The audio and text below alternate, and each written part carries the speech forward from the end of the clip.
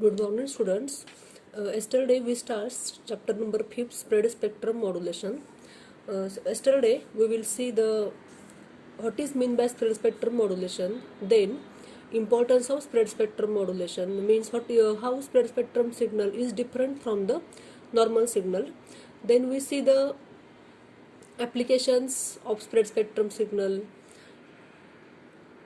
Next one is importance of the spread spectrum signal and types of the spread spectrum signal. Today we see PN sequence generator. This is the main topic of today's lecture. So outline of the today's lecture is definition of PN. PN means pseudo noise sequence. Next one, PN sequence generator.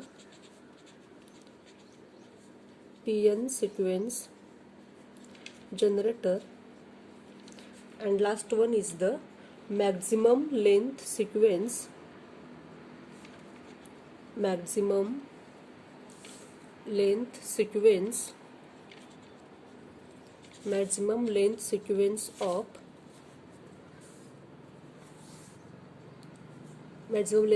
of PN generator. This is the outline of the today's lecture. First, this point PN sequence generator is very important because this question is asked in examination for 4 to 8 marks. Here we ask theory or example of PN sequence generator. So this concept is very clear and very easy for the understanding purpose. So we start our first point. This is the definition of PN sequence. This is our outline. First, second, we cover the all 3 points. The first point is the definition. So what is definition of PN sequence?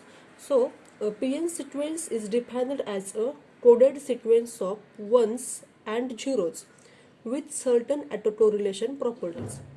Very simple definition of this PN sequence. I repeat once again this definition. PN sequence is defined as a coded sequence of ones and zeros with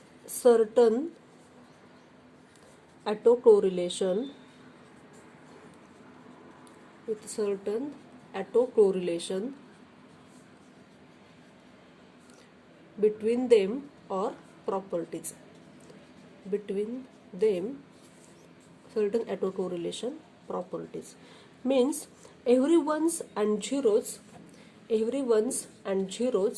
are some autocorrelation between each other. So this is called as the PN sequence generator. How this autocorrelated with each other is see in the example on the PN sequence generator. This is very simple definition. I repeat once again. PN sequence is defined as a coded sequence of ones and zeros with, this is very important, with certain autocorrelation properties. This is the definition of PN sequence generator.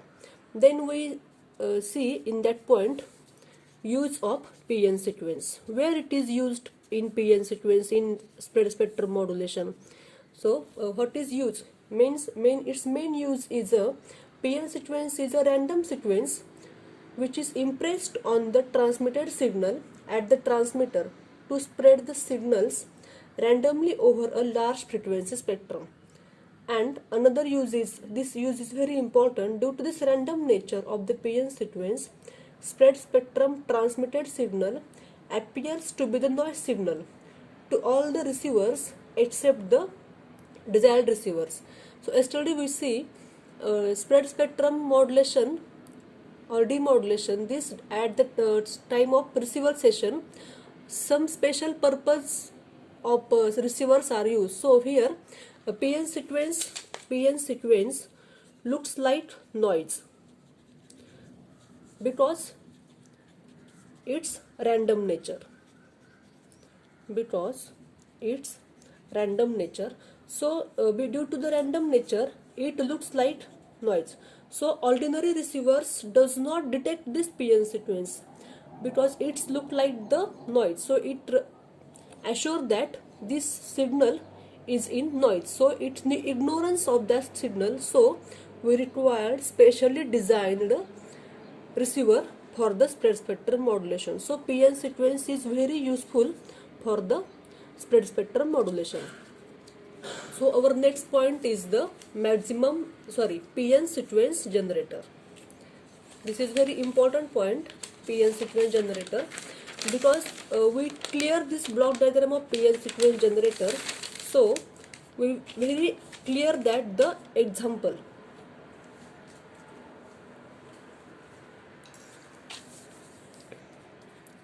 Our point is the PN sequence generator. So in that PN sequence generator, we use the flip-flops, n number of flip-flops. According to our example or according to our maximum length sequence, we use the number of flip-flops. Here is the flip-flop 1, flip-flop 2. In short, I assume that m number of flip-flops is used in that PN sequence generator. This flip-flop clock is required. This is the clock. This is the output sequence, and here we use the parity generator. Parity generator. So here D flip-flop is used. So D1, Q1, D2, Q2, DM, QM. This is the output sequence, means output of this last flip-flop is used to the parity generator. Here characteristics of the D flip-flop is output of Q1 is used to the input of D2, output of Q2 used to the input of D3.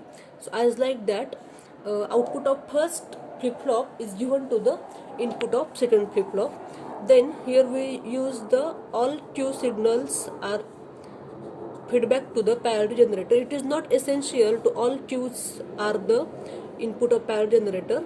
In example, we use the feedback tap, or mostly we connect the output and second last of this flip-flop. Here output of the parity generator used to the input of the flip-flop first. This is our main block diagram or the diagram of the PN sequence generator.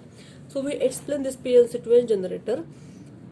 Here clock is required for the flip-flops. Characteristics of the D flip-flop is output of first flip-flop used to the input of second flip-flop. As like that, in here initial stage is 0 0 0 or given in the our example. Instead of parity generator, means parity generator, we use this symbol. This symbol is called as the modulo 2 adder. Also in that parity generator, we use the XOR gate.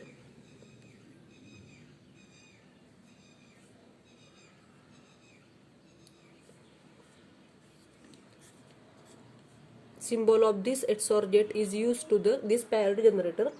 Parity generator means XOR gates means number of zeros. In short, for example, both inputs are same, that time output is 1, 0 0 output is 1, 1 1 output is also 1. sorry, 0 0 output is 0, 1 1 output is also 0, 0 1 output is 1, 1 0 output is 1. Means when inputs, number of inputs are even 0 0 and 1 1, that time output of the parallel generator is 0. And when number of inputs are odd or number of ones are odd, that time output is the 1. But in for simplicity we use the both inputs are same, that time output is 0. And when both inputs are different, that times output is a 1. Or we use also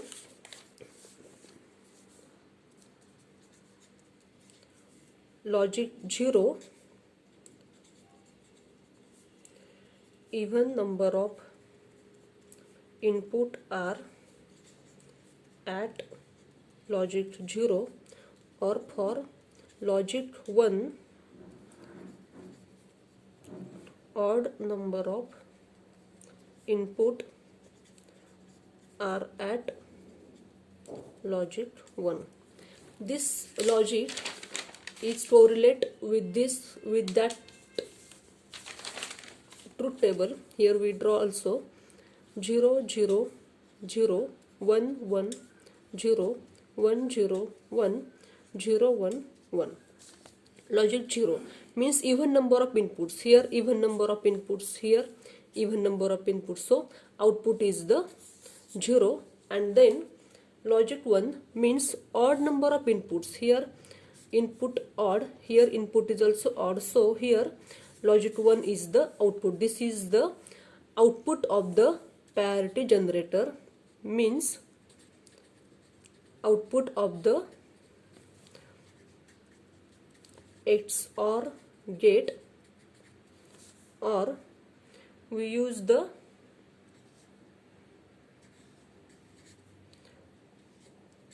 symbol of as that light, or we use the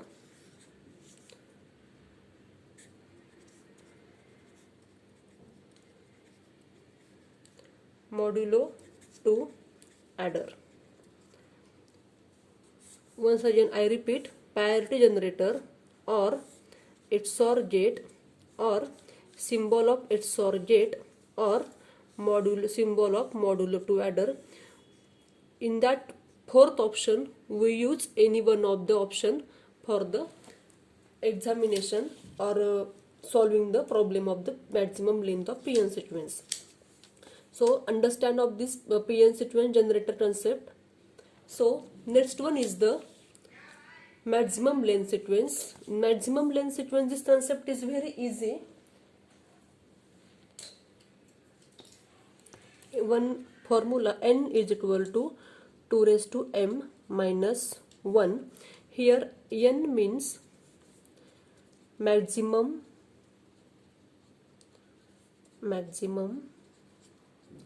length sequence, and m means